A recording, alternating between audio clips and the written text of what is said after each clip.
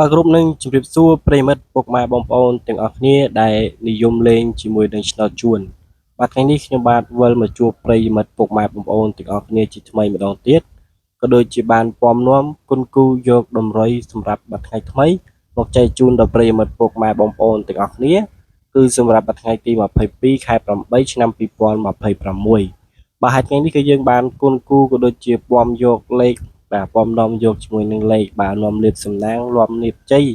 ជូនដល់ប្រិយមិត្តពុកម៉ែបងប្អូនទាំងអស់គ្នាបាទសម្រាប់លេងនៅថ្ងៃស្អែកទៀតហើយ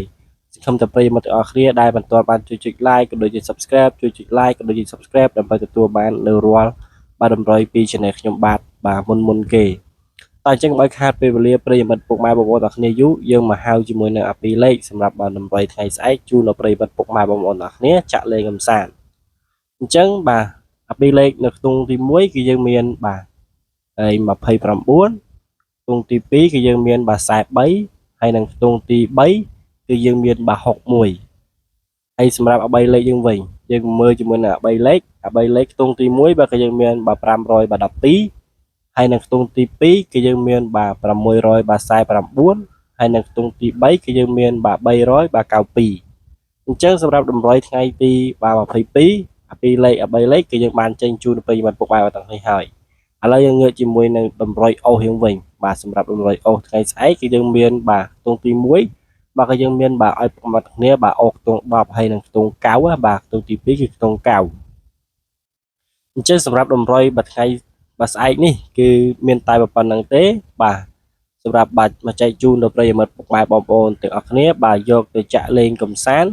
បាទសម្រាប់បាទថ្ងៃទី22ហើយពុកម៉ែបងប្អូនទាំងអស់គ្នាចង់យកទៅលេងនៅម៉ោង4:30នាទីល្ងាចក៏បាន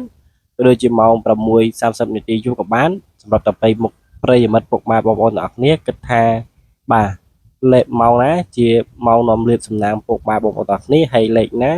គឺជាលេខបាទហុងស៊ុយក៏ដូចជាលេខដែលប្រិយមិត្តពុកម៉ែបងប្អូនទាំងអស់គ្នាបាទឆ្លាញ់ពេញចិត្តហើយលេខនេះដែរខ្ញុំបាទមិនបង្ខំឲ្យប្រិយមិត្តទាំងអស់គ្នាយកទៅលេងទេបងប្អូនទាំងអស់គ្នាគិតថាបាទលេខនេះគឺនាំលាភនាំជ័យជូនពុកម៉ែបងប្អូនទាំងអស់គ្នាបងប្អូនទាំងអស់គ្នាពេញចិត្ត